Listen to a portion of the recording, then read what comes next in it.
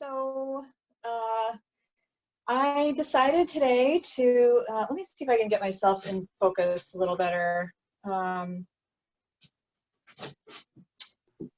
Yeah, I think that's a little better. Sorry, everyone. Okay. Yeah. So I decided to do the shelter in place, focusing on a couple of my favorite items in my bindery here, and I have so many.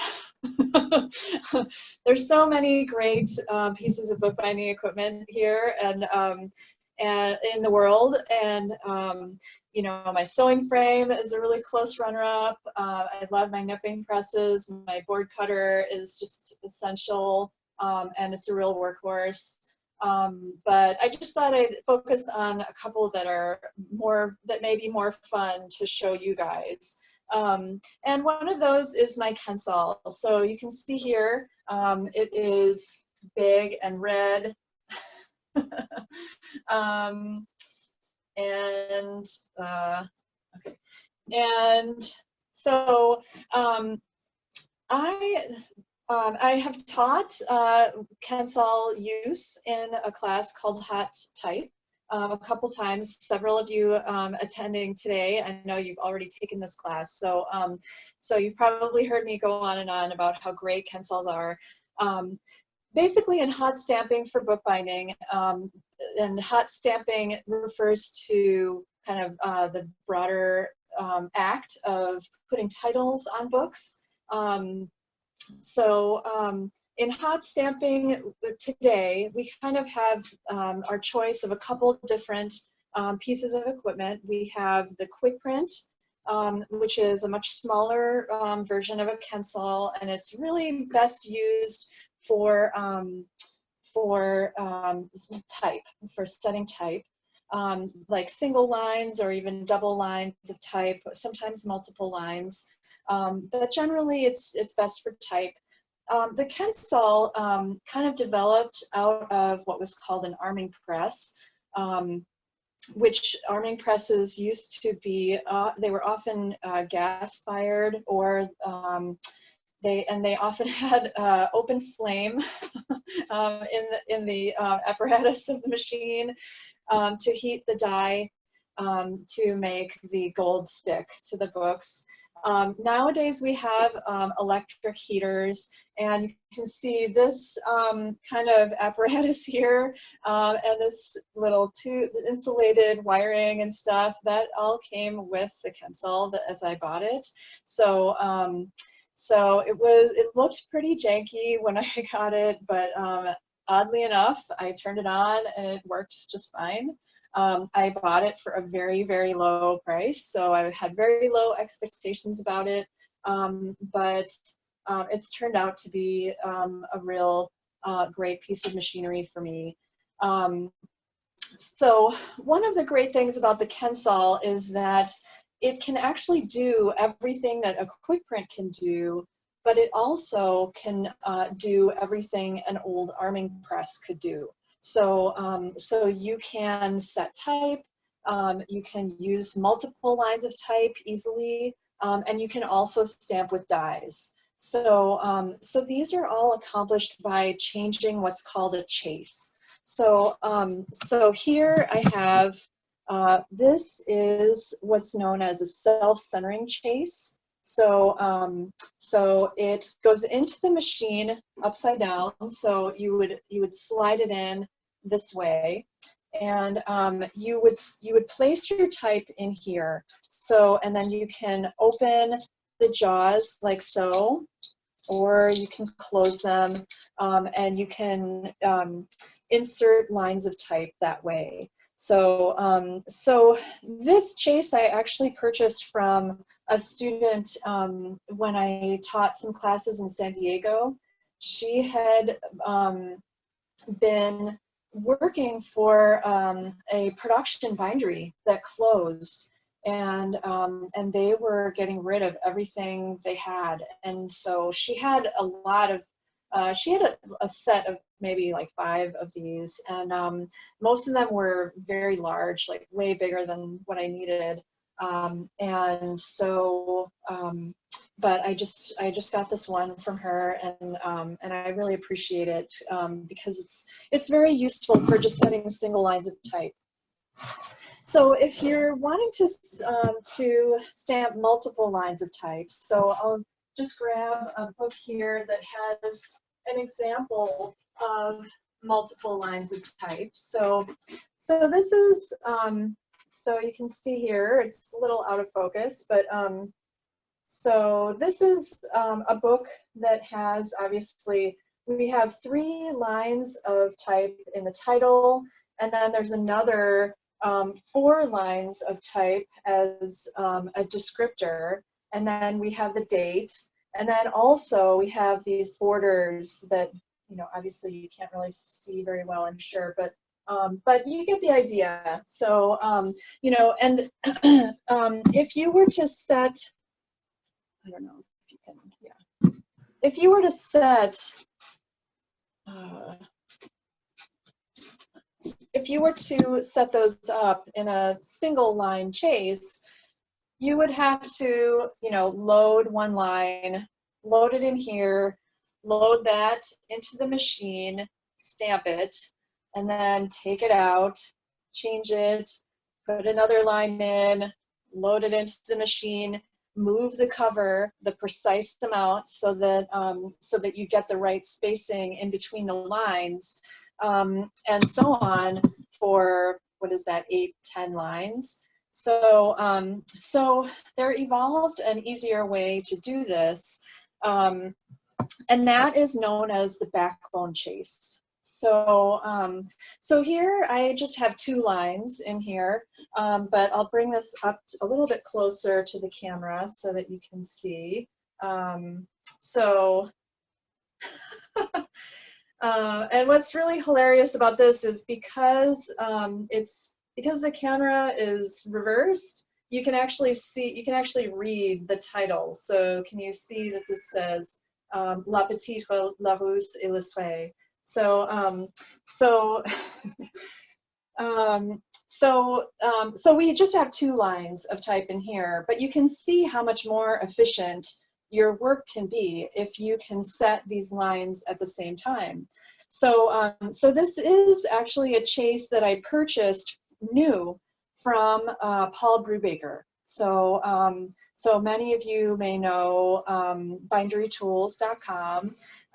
They employ Mennonite and Amish blacksmiths in Pennsylvania to machine these excellent pieces of bindery equipment that are just amazing. And you know, this chase was pricey. I think it was like $400, which makes it about as much as the Kensal itself.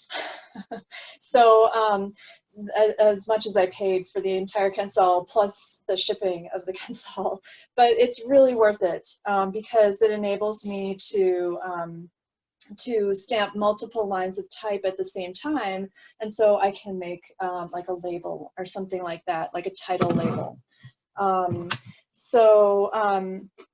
So the third thing that I have here is a box chase, what's called a box chase.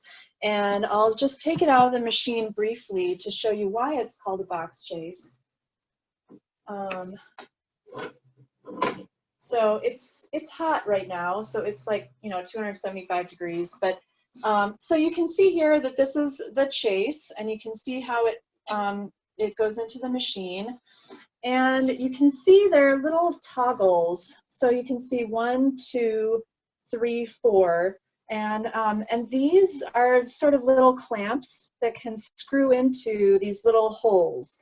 So this thing with the holes is in the business is called a honeycomb. So so you insert the toggles into the honeycomb. So this is what a toggle looks like, and you know, it can be inserted into the hole like so, and then you tighten them down with a special screwdriver, and then you get this die firmly attached to this chase. So, so then the chase slides into the machine, and then you can do some stamping. So let's see. So I have some examples here of a different die. So this is a die that looks like this. So this is the die, and you can see it's made of magnesium, and it can be attached to the machine in the same way. And then so let's see. So I'm just kind of randomly stamping anywhere on this piece, and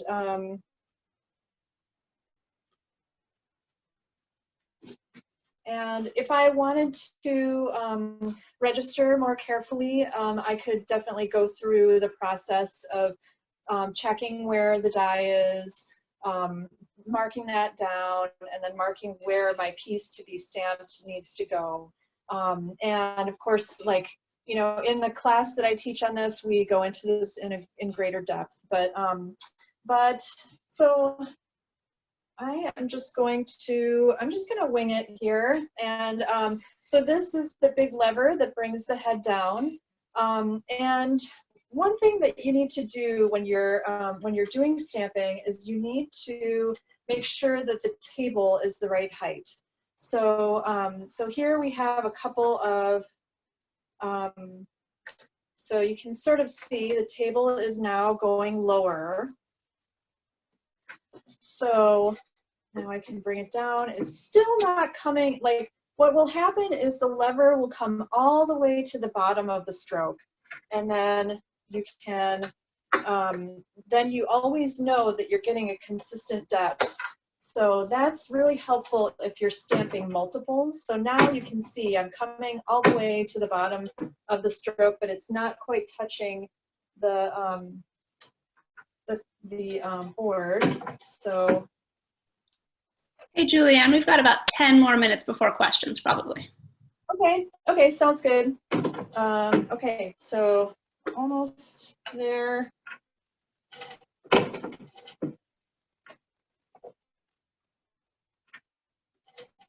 There we go. Okay, so now it's got a good lock on my piece, and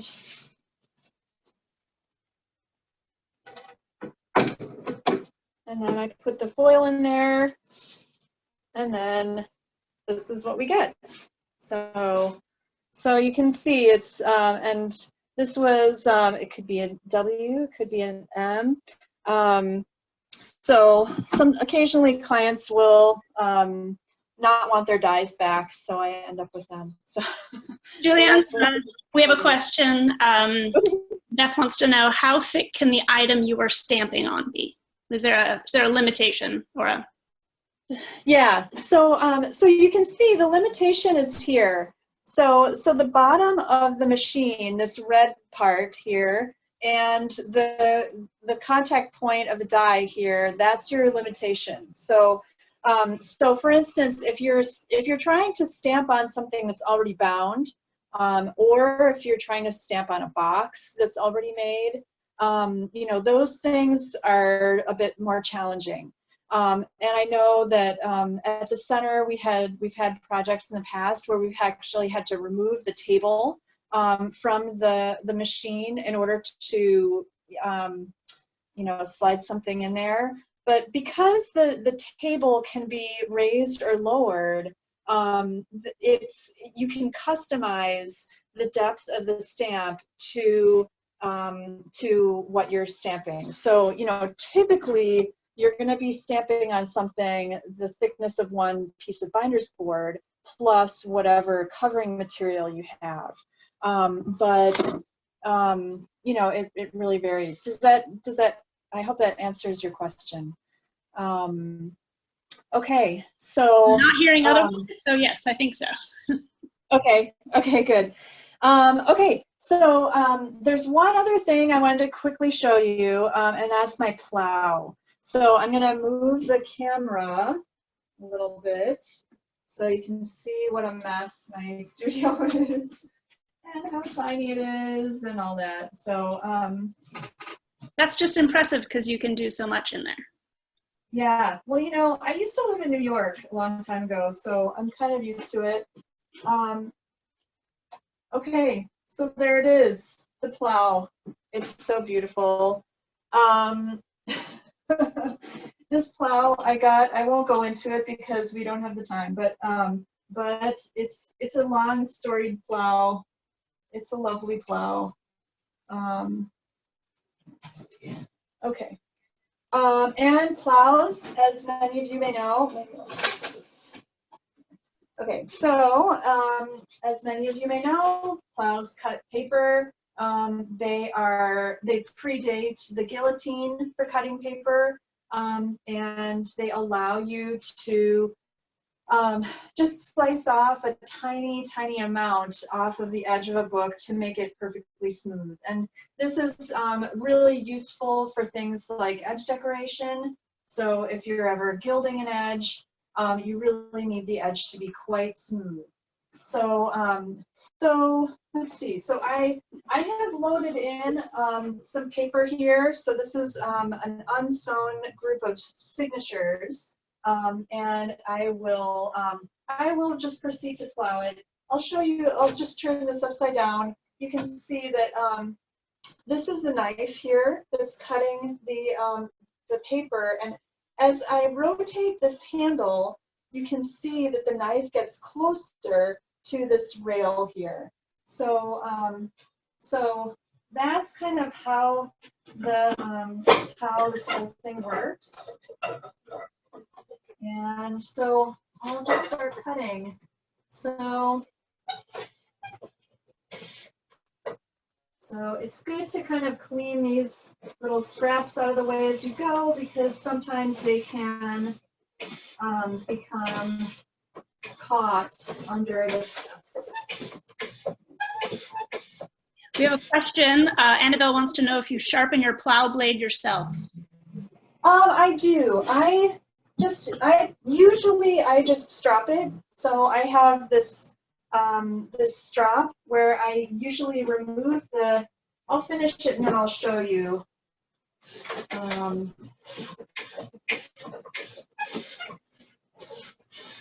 Okay.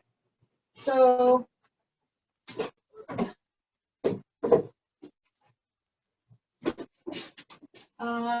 yeah, kind of a middling job, but so you can remove the plow blade from the apparatus here, and then you can just strop it the way that you would any kind of knife. So like about 20 times on the front, up to 40 maybe, and then once on the back. And then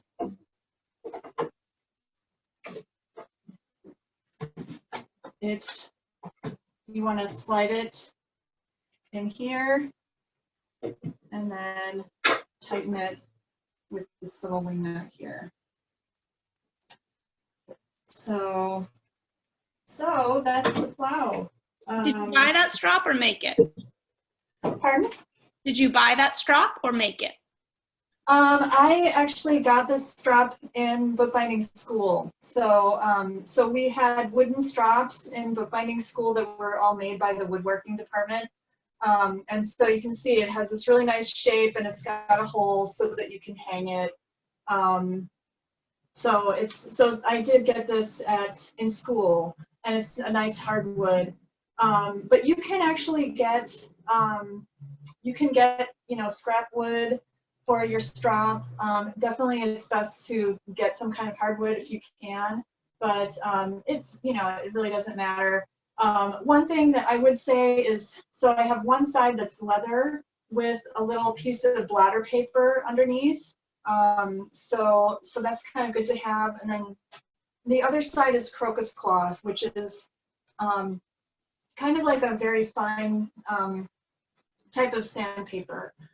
So if your knife is like kind of on the verge and you don't want to go back to sharpening it on a stone, but it's too dull to be stropped, you can use the crocus cloth. It's kind of like an in-between measure for sharpening. Cool. So yeah. Jenny's asking about some of your favorite hand tools. My favorite hand tools tools to show us. Oh. All of them? How much time do you have? Okay, so. Minutes. We got 6 minutes. Well, why don't we just go through my, okay. Let's see. I don't know if you can see this, we'll be able to see this here. I'll just put this. So let's see, my scissors, obviously indispensable. This bone folder is really unusual. It's like kind of an unusual size and shape. It's very short, and it's got this like kind of channel in the middle on the back side. So it's really good for me to, like put my finger in that channel and then use that to, if I need like more pressure, like if I'm smoothing out a spine liner or something like that needs a lot of pressure. One other great thing that I love lately, especially that I've been using for repair a lot, is my Jeff Peachy Hira. So this is a bamboo tool, and it's kind of like a bamboo spatula. I don't know if you can see it. It's but it's just a hunk of bamboo, really, and but it's really nice to use as like a little spatula. So what else? Dividers, obviously. Another nice spatula. Olfa knife, obviously. My pin vise. This is essential. Something else I've discovered recently is a water pen with a felt tip. So this pen has been really useful for me for tearing Kozo paper for repairs. And I really like the felt tip because it's very uniform. So when you're drawing out your watered line to tear the paper, the line is just incredibly uniform and it's very predictable. Sometimes I find the brush pens they can, like if they're dispensing the water, they'll get a little bit like uneven. I don't know. But to be honest, like I'm very plain. Like there are like a few things that I love, and you can see them here. They're all very simple. I really strongly believe, and I really try to drill this into my students very much, that you don't have to spend a lot of money to be a bookbinder. Like you don't have to buy fancy tools. You don't have to like have a lot of stuff. I mean, all the stuff that you see here in my studio, like my sewing frame, my plow here, my Kensal, it has taken me almost 20 years to accumulate all this stuff. And, like I was a bookbinder for at least 10 years in private practice before I had my own board cutter. So like I would always like go and rent studio space somewhere or use the center's board shear and, just cut my board and then go home and do my project. So, I mean, I think it's definitely buying fancy tools is nice, and it's kind of a nice like morale boost sometimes to just have like something really special. But like this bone folder, my favorite bone folder ever. This cost $6 or something, and it was made by hand by someone in San Diego. So that just kind of is a reflection of my values in bookbinding. Is like, and a lot of times too, when you see like the tools of really old bookbinders, they're not typically using like super fancy tools. They're using like the workhorse tools that are being used day in and day out.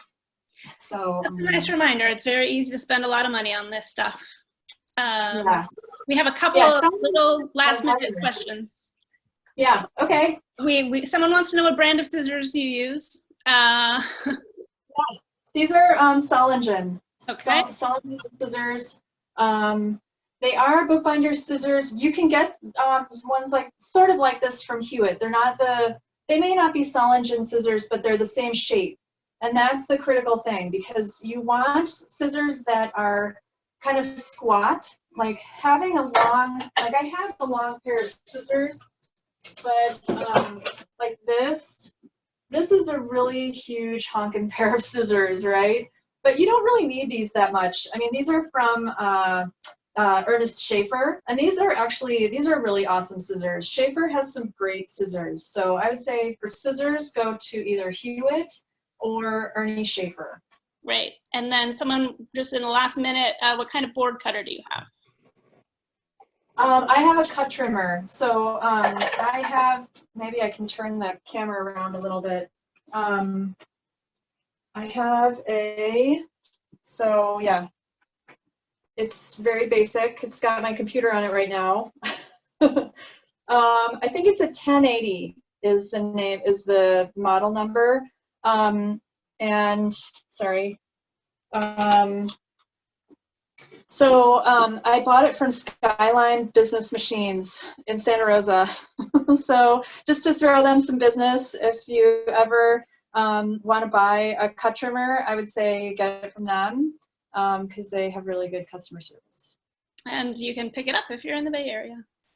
Exactly, yeah. Well, thank you so much, Julianne. This was really terrific to get a peek inside your very tidy studio. I don't know what you're talking about.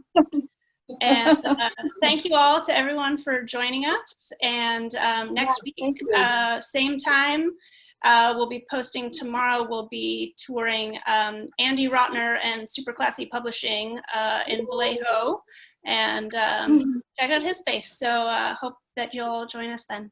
Thanks, everyone. Thank you.